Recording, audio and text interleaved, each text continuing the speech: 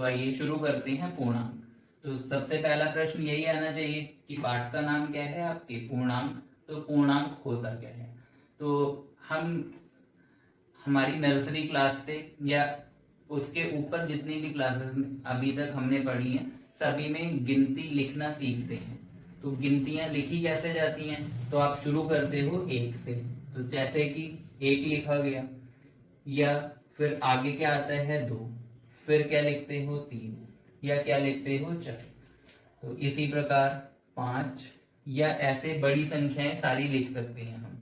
अब ऐसे ही ये सभी संख्याएं आप बोल सकते हो कि एक पूर्णांक होती हैं। इसी प्रकार और भी कुछ बड़ी संख्याएं, जरूरी नहीं है कि केवल ये छोटी संख्याएं ही पूर्णांक होंगी। कुछ बड़ी संख्याओं का उदाहरण लूं, जैसे कि 82। तो 82 भी क्या है? एक पूर्णांक। इसी प्रकार 98, ये भी एक पूर्णांक होता है। और इसी प्रकार 98 से बड़ी संख्या भी ली जा सकती है, 112, 128। आगे जहां तक आप गिनती गिन सको या संख्या को लिख सको, वो सारी संख्याएं क्या कहलाती हैं? पूर्णांक। तो अब आप अपनी पीडीएफ खोल के परिभाषा को देखेंगे तो वहां पर परिभाषा क्या लिखी गई है कि सब शून्य के साथ सभी धनात्मक और ऋणात्मक संख्याओं को पूर्णांक कहते हैं।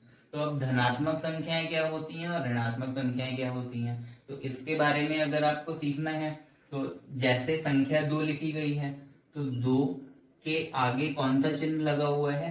कोई भी चिन्ह यहाँ पर नहीं है। तो आप मान सकते हो आगे की धन का चिन्ह लगा हुआ है या प्लस का साइन है। अब इसी प्रकार और कोई धनात्मक संख्या अगर आपको लिखनी है तो +5 लिखी जा सकती है या 7 लिखी जा सकती है। ये सभी किस प्रकार की संख्याएं हैं? धनात्मक संख्याएं।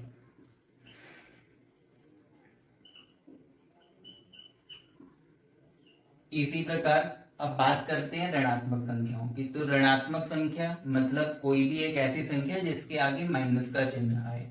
जैसे कि आप लिख सकते हो -5, -8, -18, -26, या आगे जितनी भी गिनती हम गिन सकें सभी के आगे ये चिन्ह माइनस का लगा लेना है। और इन सभी संख्याओं को हम क्या बोलेंगे?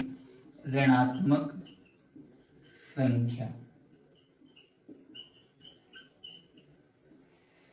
और साथ ही इसमें अगर जीरो को भी ले लें तो शून्य के साथ धनात्मक संख्या और ऋणात्मक संख्या सभी को मिला करके जो एक संग्रह बनता है, उस उन सभी संख्याओं के संग्रह को हम पूर्णांक कहते हैं। हम समझ सके कि पूर्णांक होता क्या है, एक बार फिर से परिभाषा को मैं वापस से आपको बताऊंगा कि शून्य सहित सभी धनात्मक संख्याओं व ऋणात्मक संख्याओं के संग्रह को पूर्णांक। तो आगे अब हम पढ़ते हैं कि पूर्णांकों को संख्या रेखा पर कैसे निरूपित किया जाता है। तो सबसे पहला प्रश्न अब यहाँ पर यही आना चाहिए कि संख्या रेखा क्या होती है। तो अगर आप करो क्या, एक ऐसी सीधी रेखा खींच लो और इस सीधी रेखा पर अगर संख्याओं को प्रदर्शित करना शुरू कर दे तो ऐसी इस रेखा को संख्या रेखा बोलते हैं। तो संख्या रेखा के बिल्कुल मध्य में या बीच में बोला जाए तो हमेशा शून्य रहता है। और शून्य के अगर हम बाईं तरफ जाएंगे या उल्टे हाथ की तरफ चलेंगे तो यहाँ पर सारे ऋणात्मक संख्याएं आपकी उपस्थित होती हैं।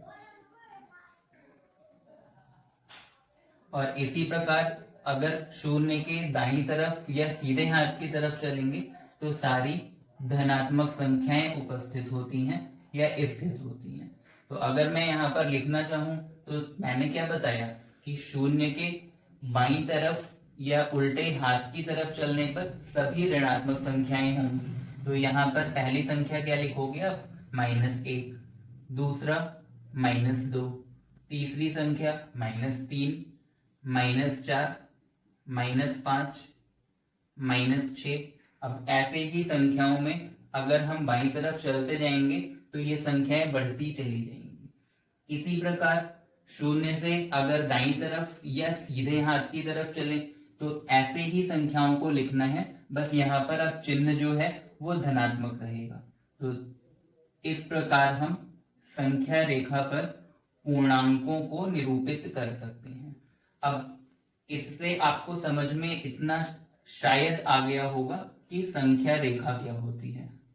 तो संख्या रेखा का मतलब फिर से एक बार मैं अगर आपको बताना चाहूं तो कोई भी एक सीधी रेखा खींची जाए और उस पर शून्य के साथ अन्य सभी धनात्मक संख्याओं को और ऋणात्मक संख्याओं को अगर हम निरूपित कर दें या प्रदर्शित कर लें तो इस तरीके से जो रेखा बनेगी उसे संख्या रेखा कहा जाता है।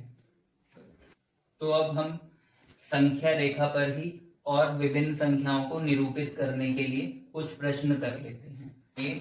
अब संख्या रेखा पर ही कुछ संख्याओं को निरूपित करना हम सीखेंगे। तो प्रश्न आप एक बार पढ़ लीजिए, क्या लिखा हुआ है। -5, 2 और -1 को संख्या रेखा पर निरूपित करना है। तो सबसे पहला कार्य क्या रहेगा हमारा, एक सीधी रेखा खींच लेनी है और इस पर विभिन्न संख्याओं को निरूपित करते हैं। अब संख्या रेखा बनाने के लिए सबसे पहला स्टेप क्या रहता है कि बिल्कुल मध्य में 0 को हमें प्रदर्शित करना है।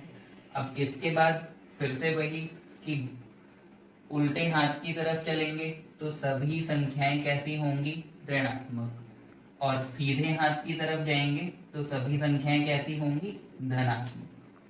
तो सभी ऋणात्मक संख्याओं को पहले हम प्रदर्शित कर लेते हैं और उसके बाद फिर सीधे हाथ की तरफ चलेंगे।